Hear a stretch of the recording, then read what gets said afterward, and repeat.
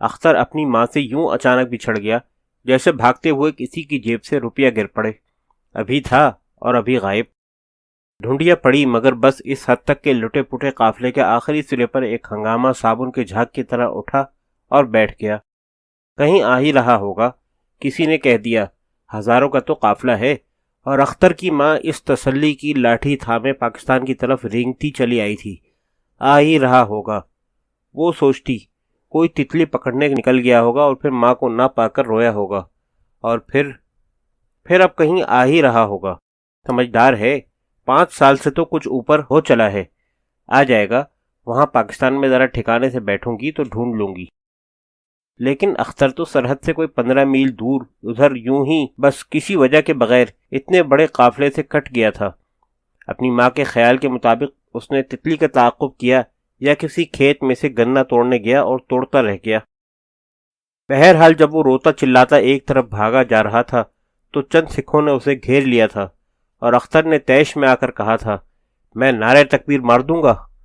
और ये कहकर सहम गया था। सब सिख बेख्तियार हंस पड़े थे, सिवाय एक सिख के जिसका नाम परमेश्वर सिंह था। ढीली ढाली पगड़ी में से उसके उलझे हुए केस झांक रहे थे और जूड़ा तो बिल्कुल नंगा था।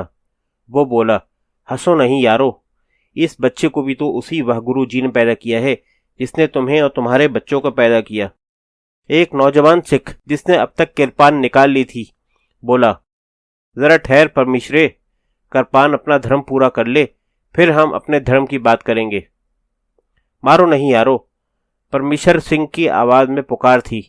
इसे मारो नहीं, इतना जरा सा तो है, और इसे भी तो उसी वाहगुरु जी ने पैदा किया है जिसने, पूछ लेते हैं इसी से। एक और सिख बोला। फिर उसने सहमे हुए अख्तर के पास जाकर कहा, बोलो, तुम्हें किसने पैदा किया? खुदा ने कि वाहगुरु जी ने? अख्तर ने उस सारी खुश्की को निगलने की कोशिश की जो उसकी जबान की नोक से लेकर उसकी नाफ तक फैल चुकी थी। आंखें झपक कर उसने इन आंसुओं को गिरा देना चाहा जो रेत की तरह उसके पपोटों में खटक रहे थे। उसने परमेश्वर सिंह की तरफ यूं देखा जैसे माँ को देख रहा है। मुंह में गए हुए एक आंसू को थूक डाला और बोला, पता नहीं। लो और सुनो, किसी ने कहा और अख्तर को गाली देकर हंसने लगा। अख्तर ने अभी अपनी बात पूरी नहीं की थी। बोला, अम्मा तो कहती हैं मैं भूसे की कोठरी में पड़ा मिला था। सब सिख हंसने लगे, मगर परमेश्वर सिंह बच्चों की तरह बिलबिलाकर यूं रोया कि दूसरे सिख भूचका से रह गए। और परमेश्वर सिंह रूनी आवाज में जैसे बैन करने लगा, सब बच्चे एक से होते हैं यारो। मेरा करतारा भी तो यही कहता था, वो भी तो उसकी माँ को भूसे की कोठरी में पड़ा मिला था। किरपान म्यान में चली गई। सिखों ने परमेश्वर सिंह से अलग थोड़ी देर खुसर फुसर की। फिर एक सिख आगे बढ़ा। बिलखते हुए अख्तर को बाजू से पकड़े वो चुपचाप रोते हुए परमेश्वर सिंह के पास आया और बोला, ले परमेश्वरे, संभाल इसे, केस बढ़वाकर इसे अपना करतारा बना ले पकड़। परमेश्वर सिंह ने अख्तर को यूं झपट कर उठा लिया कि उसकी पगड़ी खुल गई और केसों की लटें लटकने लगीं। उसने अख्तर को पागलों की तरह चूमा, उसे अपने सीने से भींचा और फिर उसकी आंखों में आंखें डालकर और मुस्कुरा मुस्कुरा कर कुछ ऐसी बातें सोचने लगा जिन्होंने उसके चेहरे को चमका दिया। फिर उसने पलटकर दूसरे सिखों की तरफ देखा। अचानक वो अख्तर को नीचे उतारकर सिखों की तरफ लपका, मगर उनके पास से गुजरकर दूर तक भागा चला गया। झाड़ियों के एक झुंड में बंदरों की तरह उछलता कूदता और झपटता रहा। उसके केस उसकी लपक झपक का साथ देते रहे। दूसरे सिख हैरान खड़े उसे देखते रहे। फिर वो एक हाथ को दूसरे हाथ पर रखे भागा हुआ वापस आया। उसकी भीगी हुई दाढ़ी में फंसे हुए होठों पर मुस्कुराहट थी और सुर्ख आंखों में चमक थी, और वो बुरी तरह हाँप रहा था। अख्तर के पास आकर वो घुटनों के बल बैठ गया और बोला, नाम क्या है तुम्हारा? अख्तर। अब के अख्तर की आवाज भर्राई हुई नहीं थी। अख्तर बेटे, परमेश्वर सिंह ने बड़े प्यार से कहा, जरा मेरी उंगलियों में से झांको तो। अख्तर जरा सा झुक गया। परमेश्वर सिंह ने दोनों हाथों में जरा सी झिरी पैदा की और फौरन बंद कर ली। आहा! अख्तर ने ताली बजाकर अपने हाथों को परमेश्वर सिंह के हाथों की तरह बंद कर लिया और आंसुओं में मुस्कुराकर बोला, तितली लोगे? परमेश्वर सिंह ने पूछा। हाँ, अख्तर ने अपने हाथों को मला। लो, परमेश्वर सिंह ने अपने हाथों को खोला। अख्तर ने तितली पकड़ने की कोशिश की, मगर वो रास्ता पाते ही उड़ गई और अख्तर की उंगलियों के पोरों पर अपने परों के रंगों के जर्रे छोड़ गई। अख्तर उदास हो गया और परमेश्वर सिंह दूसरे सिखों की तरफ देखकर बोला, सब बच्चे एक से क्यों होते हैं यारो? अगर करतारे की तितली भी उड़ जाती थी तो यूं ही मुंह लटका लेता था। परमेश्वर सिंह, तू आधा पागल हो गया है, नौजवान सिख ने नागवारी से कहा, और फिर सारा गिरोह वापस जाने लगा। परमेश्वर सिंह ने अख्तर को कंधे पर बिठा लिया और जब उसी तरफ चलने लगा जिधर दूसरे सिख गए थे, तो अख्तर फड़क फड़क कर रोने लगा। हम अम्मा के पास जाएंगे, अम्मा के पास जाएंगे। परमेश्वर सिंह ने हाथ उठाकर उसे थपकने की कोशिश की, मगर अख्तर ने उसका हाथ झटक दिया। फिर जब परमेश्वर सिंह ने ये कहा कि हाँ हाँ बेटे, तुम्हें तुम्हारी अम्मा पास ही लिए चलता हूं, तो अख्तर चुप हो गया। सिर्फ कभी कभी सिसक लेता था और परमेश्वर सिंह की थपकियों को बड़ी नागवारी से बर्दाश्त करता जा रहा था। परमेश्वर सिंह उसे अपने घर में ले आया। पहले ये किसी मुसलमान का घर था। लुटा पुटा परमेश्वर सिंह जब जिला लाहौर से जिला अमृतसर में आया था, तो गांव वालों ने उसे ये मकान अलॉट कर दिया था। वो अपनी बीवी और बेटी समेत जब इस चार दीवारी में दाखिल हुआ था तो ठिठक कर रह गया था। उसकी आंखें पथरा सी गई थीं और वो बड़ी पुरस्कार सरगोशी में बोला था, यहाँ कोई चीज कुरान पढ़ रही है। करंथी जी और गांव के दूसरे लोग हंस पड़े थे। परमेश्वर सिंह की बीवी ने उन्हें पहले से बता दिया था कि करतार सिंह के बिछड़ते ही उसे कुछ हो गया है। जाने क्या हो गया है इसे। उसने कहा था, वह गुरुजी झूठ न बुलवाएं तो वहां दिन में कोई 10 बार तो ये करतार सिंह को गधों की तरह पीट डालता था, और जब से करतार सिंह बिछड़ा है तो मैं तो खैर रो धो ली, पर इसका रोने से भी जी हल्का नहीं हुआ। वहां मजाल है जो बेटी अमर कौर को मैं जरा भी गुस्से से देख लेती, बिफर जाता था। कहता था, बेटी को बुरा मत कहो, बेटी बड़ी मिस्कीन होती है, ये तो एक मुसाफिर है बेचारी, हमारे घरौंदे में सस्ताने बैठ गई है, वक्त आएगा तो चली जाएगी। और अब अमर कौर से जरा सा भी कोई कसूर हो जाए तो आपे ही में नहीं रहता। ये तक बक देता है कि बेटियां बीवियां अखवा होती सुनी थी यारो, ये नहीं सुना था कि 5-6 बरस के बेटे भी उड़ जाते हैं। वो 1 महीने से इस घर में मुकीम था, मगर हर रात उसका मामूल था कि पहले सोते में बेतहाशा करवटें बदलता, फिर बुड़बुड़ाने लगता और फिर उठ बैठता। बड़ी डरी हुई सरगोशी में बीवी से कहता, सुनती हो, यहाँ कोई चीज कुरान पढ़ रही है। बीवी इसे महज ऊह से टालकर सो जाती थी, मगर अमर कौर को इस सरगोशी के बाद रात भर नींद न आती। इसे अंधेरे में बहुत सी परछाइयां हर तरफ बैठी कुरान पढ़ती नजर आती, और फिर जब जरा सी पू फूटती तो वो कानों में उंगलियां दे लेती थी। वहां जिला लाहौर में उनका घर मस्जिद के पड़ोस ही में था, और जब सुबह अजान होती थी तो कैसा मजा आता था। ऐसा लगता था जैसे पूरब से फूटता हुआ उजाला गाने लगा है।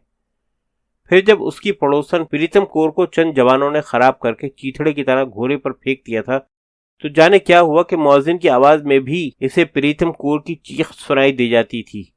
अजान का तस्वुर तक उसे खौफजदा कर देता था, और वो ये भूल जाती थी कि अब उनके पड़ोस में मस्जिद नहीं है।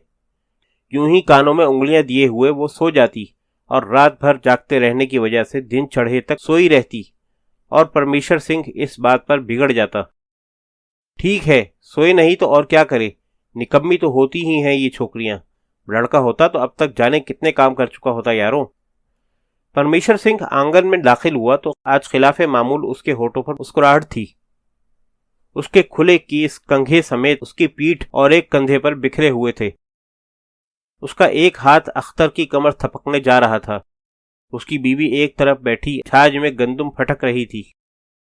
उसके हाथ जहां थे वहीं रुक गए, और वो टकर टकर परमेश्वर सिंह को देखने लगी। फिर वो छाछ पर से कूदती हुई आई और बोली, ये कौन है? परमेश्वर सिंह बदस्तूर मुस्कुराते हुए बोला, डरो नहीं बेवकूफ, इसकी आदतें बिल्कुल करतारे किसी हैं। ये भी अपनी माँ को भूसे की कोठरी में पड़ा मिला था। ये भी तितलियों का आशिक है। इसका नाम अख्तर है। अख्तर? बीवी के तेवर बदल गए। तुम इसे अख्तर सिंह कह लेना, परमेश्वर सिंह ने वजाहत की। और फिर केसों का क्या है, दिनों में बढ़ जाते हैं। कड़ा और कछेरा पहना दो, कंघा केसों के बढ़ते ही लग जाएगा। पर यह है किसका? बीवी ने मजीद वजाहत चाही। किसका है? परमेश्वर सिंह ने अख्तर को कंधे पर से उतारकर जमीन पर खड़ा कर दिया और उसके सर पर हाथ फेरने लगा। वह गुरु जी का है, हमारा अपना है। और फिर यारो, यह औरत इतना भी नहीं देख सकती कि अख्तर के माथे पर ये जो जरा सा तिल है, ये करतारे ही का तिल है। करतारे के भी तो एक तिल था और यही था, जरा बड़ा था, पर हम इसे यही तिल पर ही तो चूमते थे। और ये अख्तर के कानों की लवें गुलाब के फूल की तरह गुलाबी है, तो यारो ये औरत ये तक नहीं सोचती कि करतारे के कानों की लवें भी तो ऐसी ही थी। फर्क सिर्फ इतना है कि वो जरा मोटी थी और ये जरा पतली है। अख्तर अब तक मारे हैरत के जब्त किए बैठा था। बिलबिला उठा, हम यहाँ नहीं रहेंगे, हम अम्मा पास जाएंगे, अम्मा पास। परमेश्वर सिंह ने अख्तर का हाथ पकड़कर उसे बीवी की तरफ बढ़ाया। अरे लो, ये अम्मा पास जाना चाहता है तो जाए। बीवी की आंखों में और चेहरे पर वही आसेब आ गया था जिसे परमेश्वर सिंह अपनी आंखों और चेहरे पर से नोचकर बाहर खेतों में झटक आया था। डाका मारने गया था सूरमा और उठा लाया यह हाथ भर का लौंडा। अरे कोई लड़की ही उठा लाता तो 1000 में ना सही 1-200 में तो बिक जाती। इस उजड़े घर का खाट खटोला बन जाता। और फिर पगले, तुझे तो कुछ हो गया है, देखते नहीं ये लड़का मुसला है, जहां से उठा लाए हो वहीं डालाओ, खबरदार जो उसने मेरे चौके में पाँव रखा। परमेश्वर सिंह ने इल्तिजा की। करतारे और अख्तर को एक ही वाह गुरुजी ने पैदा किया है, समझी? नहीं। अब के बीवी चीख उठी, मैं नहीं समझी, ना कुछ समझना चाहती हूँ। मैं रात ही रात में झटका कर डालूंगी, इसका काट के फेंक दूंगी। उठा लाया है वहां से, ले जा इसे, फेंक दे बाहर। तुम्हें ना फेंक दूं बाहर? अब के परमेश्वर सिंह बिगड़ गया। तुम्हारा ना कर डालूं झटका? वो बीवी की तरफ बढ़ा और बीवी अपने सीने को 2 हथौड़ों से पीटती, चिल्लाती, चीखती भागी। पड़ोस से अमरकौर दौड़ी आई। उसके पीछे गली की दूसरी औरतें भी आ गईं, मर्द भी जमा हो गए और परमेश्वर सिंह की बीवी पिटने से बच गई। फिर सबने उसे समझाया कि नेक काम है, एक मुसलमान को सिख बनाना कोई मामूली काम तो नहीं। पुराना जमाना होता तो अब तक परमेश्वर सिंह गुरु मशहूर हो चुका होता। बीवी की ढारस बंधी, मगर अमरकौर एक कोने में बैठी घुटनों में सर दिए रोती रही। अचानक परमेश्वर सिंह की गरज ने सारे हुजूम को दहला दिया। अख्तर किधर गया? वो चिंघाड़ा, अरे वो किधर गया हमारा अख्तर? अरे वो तुम में से किसी कसाई के हत्थे तो नहीं चढ़ गया यारो? अख्तर, अख्तर! वो चीखता हुआ मकान के कोनों खुदरों में झांकता हुआ बाहर भाग गया। बच्चे मारे दिलचस्पी के उसके ताक़ुब में थे। औरतें छतों पर चढ़ गई थीं और परमेश्वर सिंह गांव की गलियों में से बाहर खेतों में निकल गया था। अरे मैं तो इसे अम्मा पास ले चलता यारो। अरे वो गया कहाँ? अख्तर, ओ अख्तर! मैं तुम्हारे पास नहीं आऊंगा। पगडंडी के एक मोड़ पर ज्ञान सिंह के गन्ने की खेत की आड़ में से रोते हुए अख्तर ने परमेश्वर सिंह को डांट दिया, तुम तो सिख हो? हाँ बेटे, सिख तो हूं। परमेश्वर सिंह ने जैसे मजबूर होकर एतराफ़े जुर्म कर लिया। तो फिर हम नहीं आएंगे। अख्तर ने पुराने आंसुओं को पोंछकर नए आंसुओं के लिए रास्ता साफ किया। नहीं आओगे? परमेश्वर सिंह का लहजा अचानक बदल गया। नहीं, नहीं आओगे? नहीं नहीं नहीं, कैसे नहीं आओगे? परमेश्वर सिंह ने अख्तर को कान से पकड़ा और फिर निचले होठ को दांतों में दबाकर उसके मुंह पर चटाक से थप्पड़ मार दिया। चलो! वो कड़का। अख्तर यूं सहम गया जैसे एकदम उसका सारा खून निचड़ कर रह गया है। फिर एकाएक ही वो जमीन पर गिरकर पांव पटकने, खाक उड़ाने और बिलक बिलक कर रोने लगा। मैं नहीं चलता, बस नहीं चलता।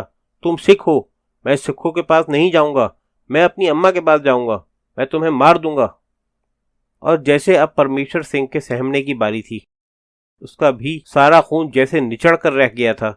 उसने अपने हाथ को दांतों में जकड़ लिया, उसके नथने फड़कने लगे और फिर इस जोर से रो दिया कि खेत की परली मेंढ पर आते हुए चंद पड़ोसी और उनके बच्चे भी सहम कर रह गए और ठिठक गए। परमेश्वर सिंह घुटनों के बल अख्तर के सामने बैठ गया। बच्चों की तरह यूं सिसक सिसक कर रोने लगा कि उसका निचला होठ भी बच्चों की तरह लटक आया। और फिर बच्चों की सी रोनी आवाज में बोला, मुझे माफ कर दे अख्तर, मुझे तुम्हारे खुदा की कसम, मैं तुम्हारा दोस्त हूं। तुम अकेले यहां से जाओगे तो तुम्हें कोई मार देगा और फिर तुम्हारी माँ पाकिस्तान से आकर मुझे मारेगी। मैं खुद जाकर तुम्हें पाकिस्तान छोड़ आऊंगा। सुना? सुन रहे हो ना? फिर वहां अगर तुम्हें एक लड़का मिल जाए, करतारा नाम का, तो तुम उसे इधर इस गांव में छोड़ जाना। अच्छा अच्छा। अख्तर ने उल्टे हाथ से आंसू पोंछते हुए परमेश्वर सिंह से सौदा कर लिया। परमेश्वर सिंह ने अख्तर को कंधे पर बिठा लिया और चला, मगर एक ही कदम उठाकर रुक गया। सामने बहुत से बच्चे और चंद पड़ोसी खड़े उसकी तमाम हरकत देख रहे थे। उधेड़ उम्र का एक पड़ोसी बोला, रोते क्यों हो परमेश्वरे? कुल 1 महीने की तो बात है। 1 महीने में उसके केस बढ़ आएंगे तो बिल्कुल करतारा लगेगा। कुछ कहे बगैर वो तेज तेज कदम उठाने लगा। फिर एक जगह रुककर उसने पलटकर अपने पीछे आने वाले पड़ोसियों की तरफ देखा।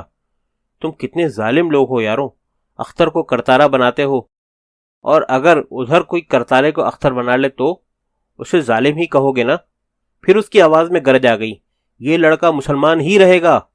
दरबार साहब की सूं, मैं कल ही अमृतसर जाकर उसके अंग्रेजी बाल बनवा लाऊंगा। तुमने मुझे समझ क्या रखा है? खालिसा हूं, सीने में शेर का दिल है, मुर्गी का नहीं। परमेश्वर सिंह अपने घर में दाखिल होकर अभी अपनी बीवी और बेटी को अख्तर की मदारात के सिलसिले में अहकाम ही दे रहा था कि गांव का ग्रंथी सरदार संतोख सिंह अंदर आया और बोला, परमेश्वर सिंह? जी। परमेश्वर सिंह ने पलटकर देखा। ग्रंथी जी के पीछे उसके सब पड़ोसी भी थे। देखो, ग्रंथी जी ने बड़े दबदबे से कहा, कल से ये लड़का खालिसे किसी पगड़ी बांधेगा, कड़ा पहनेगा, धर्मशाला आएगा और उसे प्रसाद खिलाया जाएगा। उसके केसों को कैंची नहीं छुएगी, छू गई तो कल ही से ये घर खाली कर दो, समझे? जी। परमेश्वर सिंह ने आहिस्ता से कहा। हाँ। ग्रंथी जी ने आखिरी ज़रब लगाई। ऐसा ही होगा ग्रंथी जी, परमेश्वर सिंह की बीवी बोली। पहले ही इसे रातों को घर के कोने कोने से कोई चीज कुरान पढ़ती सुनाई देती है। लगता है पहले जन्म में मुसला रह चुका है। अमर कौर बेटी ने तो जब से ये सुना है कि हमारे घर में मुसला छोकरा आया है तो बैठी रो रही है। कहती है घर पर कोई और आफत आएगी। परमेश्वर ने आपका कहा न माना तो मैं भी धर्मशाला में चली आऊंगी, और अमर कौर भी। फिर ये पड़ा इस छोकरे को चाटे, मुआ निकम्मा। वह गुरु जी का भी ख्याल नहीं करता। वह गुरु जी का कौन लिहाज नहीं करता, गधी। परमेश्वर सिंह ने ग्रंथी जी की बात का गुस्सा बीवी पर निकाला। फिर वो देर तक जेर लब गालियां देता रहा। कुछ देर बाद वो उठकर ग्रंथी जी के सामने आ गया। अच्छा जी अच्छा, उसने कहा, और कुछ यूं कहा कि ग्रंथी जी पड़ोसियों के साथ फौरन रुखसत हो गए। चंद ही दिनों में अख्तर को दूसरे सिख लड़कों से अलग पहचानना मुश्किल हो गया। वही कान की लौंगों तक कसकर बंधी हुई पगड़ी, वही हाथ का कड़ा और वही कछेरा। सिर्फ जब वो घर में आकर पगड़ी उतारता था तो उसके गैर सिख होने का राज खुलता था, लेकिन उसके बाल धड़ाधड़ बढ़ रहे थे। परमेश्वर सिंह की बीवी इन बालों को छूकर बहुत खुश होती थी। जरा इधर तो आ अमर कोरे, ये देख, केस बन रहे हैं। फिर एक दिन जूड़ा बनेगा, कंघा लगेगा और इसका नाम रखा जाएगा करतार सिंह। नहीं माँ, अमर कौर वहीं से जवाब देती, जैसे बाहगुरु जी एक हैं और ग्रंथ साहब एक हैं और चांद एक है, इसी तरह करतारा भी एक ही है, मेरा नन्ना मुन्ना भाई। वो फूट फूट कर रो देती और मचल कर कहती, मैं इस खिलौने से नहीं बहलूंगी माँ, मैं जानती हूँ ये मुसला है, और जो करतारा होता है वो मुसला नहीं होता। मैं कब कहती हूँ कि ये सचमुच का करतारा है, मेरा चांद सा लाडला बेटा। परमेश्वर सिंह की बीवी भी रो देती। दोनों अख्तर को अकेला छोड़कर किसी गोशे में बैठ जाती, खूब खूब रोती, एक दूसरे को तसल्लियां देती और फिर जार जार रोने लगती। वो अपने करतारे के लिए रोती। अख्तर चंद रोज अपनी माँ के लिए रोता रहा, अब किसी और बात पर रोता। जब परमेश्वर सिंह शरणार्थियों की इमदादी पंचायत से कुछ गल्ला या कपड़ा लेकर आता तो अख्तर भाग कर जाता, उसकी टांगों से लिपट जाता और रो रो कर कहता, मेरे सर पर पगड़ी बांध दो परमू, मेरे केस बढ़ा दो, मुझे कंगा खरीद दो। परमेश्वर सिंह उसे सीने से लगा लेता और भराई हुई आवाज में कहता, ये सब हो जाएगा बच्चे, सब हो जाएगा, पर एक बात नहीं होगी, वो बात कभी नहीं होगी, वो नहीं होगा मुझसे, समझे? ये केस वेस सब बढ़ आएंगे। अख्तर अपनी माँ को बहुत कम याद करता था। जब तक परमेश्वर सिंह घर में रहता वो इससे चिमटा रहता, और जब वो कहीं बाहर जाता तो अख्तर की बीवी और अमर कौर की तरफ यूं देखता रहता जैसे उनसे प्यार की भीख मांग रहा है। परमेश्वर सिंह की बीवी उसे नहलाती, उसके कपड़े धोती और फिर उसके बालों में कंघी करते हुए रोने लगती और रोती रह जाती। अलबत्ता अमर कौर ने अख्तर की तरफ जब भी देखा नाक उछाल दिया। शुरू शुरू में तो उसने अख्तर को एक धमोका भी जड़ दिया था, मगर जब अख्तर ने परमेश्वर सिंह से उसकी शिकायत की तो परमेश्वर सिंह बिफर गया और अमर कौर को बड़ी नंगी नंगी गालियां देता। उसकी तरफ यूं बढ़ा के अगर उसकी बीवी रास्ते में उसके पांव न पड़ जाती तो वो बेटी को उठाकर दीवार पर से गली में पटक देता। उल्लू की पट्टी, उस रोज उसने कड़क कर कहा था। सुना तो यही था कि लड़कियां उठ रही हैं, पर यहां ये मुस्टंडी हमारे साथ लगी चली आई और उठ गया तो 5 साल का लड़का जिसे अभी अच्छी तरह नाक तक पोंछना नहीं आता। अजब अंधेर है यारो। इस वाक़े के बाद अमर कौर ने अख्तर पर हाथ तो खैर कभी ना उठाया, मगर उसकी नफरत दो चंद हो गई।